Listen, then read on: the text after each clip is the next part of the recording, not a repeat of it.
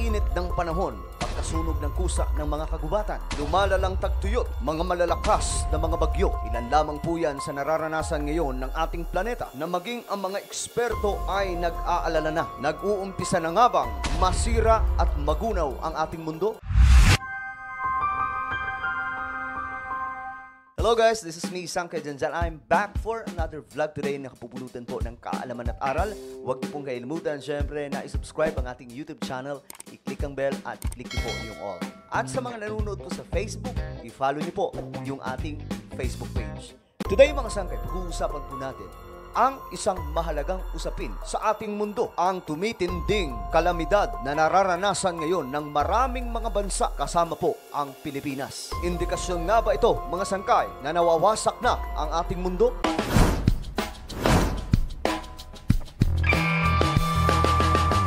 Kapansin-pansin ngayon, mga Sangkay, ang lumalalang epekto ng climate change sa ating planeta. Marahil maraming mga Pilipino ang hindi pa gaanong naiintindihan kung ano nga ba ang pinag-uugatan nitong mga nakikita natin sa ating planeta. Nitong taon lamang mga Sangkay, napakaraming mga kalamidad ang naganap sa ating mundo. Umpisaan po natin sa heatwave. Ang heatwave, mga Sangkay, umalalang epekto ng init ng panahon ay nararanasan, mga Sangkay, sa iba't ibang panig ng ating planeta, na maging ang ating bansa ay nakaranas na ito noong nakaraang mga buwan, lalong-lalo na po noong month of April hanggang month of May. May ilang mga Pinoy ang pumanaw, mga Sangkay, dahil po sa heat stroke. Hindi po nila kinaya ang init ng panahon. Ramdam po ng buong mundo, mga Sangkay, ang ganitong klaseng sitwasyon. Nakaraang mga buwan lamang, dalawang bahagi po ang naranasan ng China. Ang kabilang banda, mga Sangkay, ay nakakaranas po ng matinding mga pagbaha. Subalit ang kabilang bahagi naman po ng China ay nakakaranas po ng matinding init ng panahon o tinatawag na heatwave. Ang heatwave, mga Sangkay, ay tuloy-tuloy na pag-init ng panahon sa isang lugar. Naranasan na po ito noon, mga Sangkay, way back 2023 ng Europe, na kung saan, ayon po sa report, mga Sangkay, napakaraming tao ang pumanaw dahil po sa extreme heatwave. Isa sa effect, mga Sangkay, ng global warming ang ganitong klaseng sitwasyon ng ating planeta. Nasusunog po ng kusa ang mga kagubatan. Ang bansang Amerika, mga Sangkay, ay hindi po nakakaligtas sa ganitong klaseng sitwasyon at maraming bahagi sa ating mundo ang nakakaranas neto magpahanggang ngayon. Kusang nasusunog ang kagubatan dahil po sa matinding init ng panahon. Kung noon, mga Sangkay, nakikita lamang po natin ang pagkasunog sa mga kagubatan, kung sinasadya po ito ng ilan sa ating mga kababayan na magsasaka, nasindihan ang paligid o ang katawagan dito, mga Sangkay, ay kaingin upang taniman ng iba't ibang klaseng pananim ng mga magsasaka. Pero ngayon, hindi na po ganon. Kung noon, kaingin lamang, mga Sangkay, ang dahilan ng pagkasunog ng kagubatan, ngayon hindi na po. Nasusunog po mismo ang kagubatan dahil po sa malalang init ng panahon. Kung tawagin po ito ay wildfires. Sa kabilang banda naman, mga Sangkay, ito po ang kasalukuyang nararanasan ngayon ng maraming mga bansa, kagaya po ng China,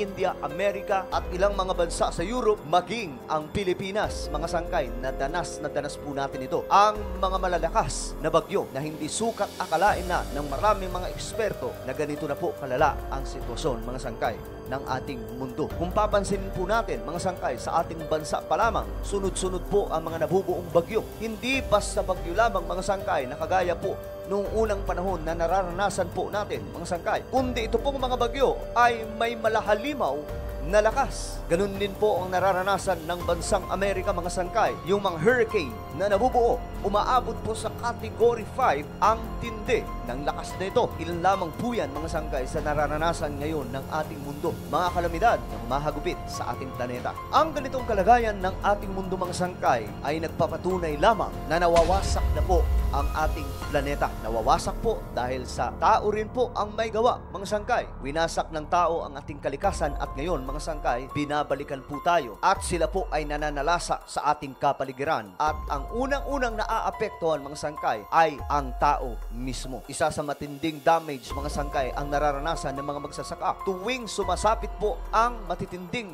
heatwave o tag-init, mga Sangkay, na malala. Ang mga pananim ay kusa pong natutuyo o nasusunog, mga Sangkay. Kapag tag-ulan naman po at may mga nabubuong mga bagyo dahil po sa climate change, ang mga pananim nila, kagaya po ng mga palay, mga Sangkay, ay wina-wash out po ng mga matitinding pagbaha. Ito po ngayon ay realidad na nangyayari sa ating mundo.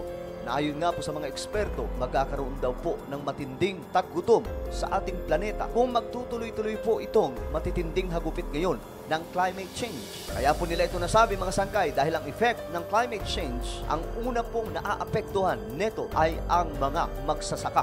Ang kanilang mga pananim na nasisira po dahil po sa matitinding hagupit nitong mga kalamidad. At mismo dito sa Pilipinas, mga sangkay, mapapatunayan po natin na ang sitwasyong ito ay klarong nagaganap sa ating bansa. So ang climate change, mga sangkay, ay human-made. Patuloy po na nagiging advance ang ating mundo, mga sangkay, pagdating sa teknolohiya. Subalit, ang unang-unang naaapektuhan ay ang ating kalikasan dahil nawawasak po ito nang nawawasak at ngayon mga sangkay, damang-dama na po natin ang epekto. Ang utos sa atin ng Panginoon mga sangkay noong unang panahon, sa panahon po ni Adam and Eve doon po sa Garden of Eden, ang utos ng ating Panginoong Diyos ay alagaan ang lahat ng bagay sa mundong ibabaw. Binigyan po tayo ng dominion para po mapangalagaan ang kanyang creation.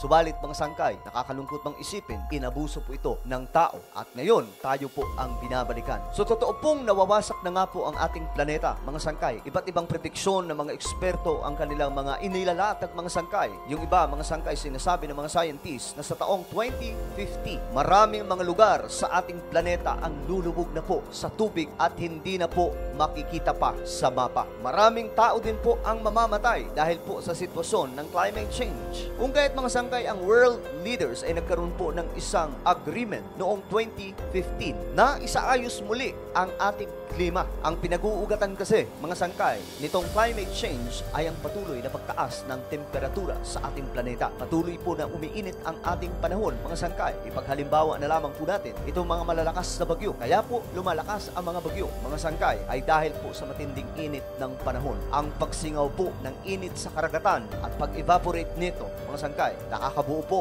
ng mga monster storm. Kung kaya't mga sangkay, hindi na po nakapagtataka na hindi lamang sa Pilipinas nakakaranas mga sangkay ng mga hagupit ng mga malalakas na bagyo, kundi ang buong mundo. Na marahil ito na po ngayon ang magiging new normal, mga sangkay, ng lahat ng mga bansa. Sa bawat bagyong nabubuo, hindi na po basta-basta, mga sangkay. Ito na po ay may kakayahan na magwasak ng mga lugar ng mga madadaanan. So noong 2015, nagkaroon po ng agreement, o kung tawagin ito mga sangkay, ay Paris Agreement. Ang goal po nila ay mapababa ang temperatura bago po sumapit ang taong 2030. Mula po sa 2 degree Celsius na temperature, kailangan po nilang malimitahan ito papunta po sa 1.5 degree Celsius above pre-industrial levels. Ayon po kasi sa mga scientists, mga sangkay, ang epekto nitong climate change o nagiging impact neto ay ang pagkakaroon ng severe droughts, heat waves, rainfall, at marami pa pong iba na ngayon, mga sangkay,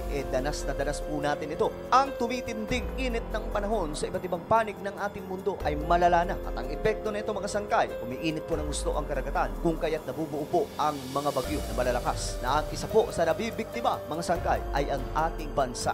Sa Paris Agreement, mga sangkay, ng world leaders noong 2015, ang kanilang goal, mga sangkay, is to limit global warming to 1.5 degree Celsius. Mapababa, mga sangkay, ang greenhouse gas emissions before 2025. At ilang buwan na lamang, mga sangkay, 2025 na. So, kamusta po kaya ang kalagayan ng ating mundo? Mukhang mas lumalala pa. At kailangan po mag-decline o mapababa, mga sangkay, ng greenhouse gas emissions ng 43% bago po ang 2030. At ilang taon na lamang po, mga sangkay, mula ngayon, paparating na po tayo sa taong 2030. Ano kaya ang posibleng mangyari sa ating mundo? Mga eksperto na po mismo ang nagsasalita, mga sangkay, na kung hindi po mapipigilan itong climate change, magiging malala na po ngayon ang sitwasyon ng ating mundo. At sila po mismo ang nagpapatunay na nag-uumpisa ng araw po na mawasak ang ating planeta. Marami po ang natatakot, mga sangkay, sa mga matatalinong taong ito dahil po sa kanilang mga matitinding nakikita, mga sangkay, na mga senyales na ang ating mundo nga po ay palala na po ng palala, kagaya po ng mga nakikita po natin sa ating bansa. Sino ba naman mag-aakala, mga sangkay, na sa Pilipinas nagkaroon po ng parada itong mga bagyo? sunod-sunod at halos walang katapusang mga bagyo ang dumadaan sa ating bansa simula po nung nag-umpisa ang tag-ulan. Ito po ang sitwasyon ng ating planeta ngayon mga sangkay. Ang tanong dito, kaya pa bang isalba ng world leaders ang ating mundong nawawasak na ngayon gawa po ng tao? Kaya pa bang agapan ang pagkawasak ng ating mundo bago po ang taong 2030? Ano po ang inyong opinion mga sangkay? Just comment down below. Huwag niyo pong kalilimutan na isubscribe ang ating YouTube channel.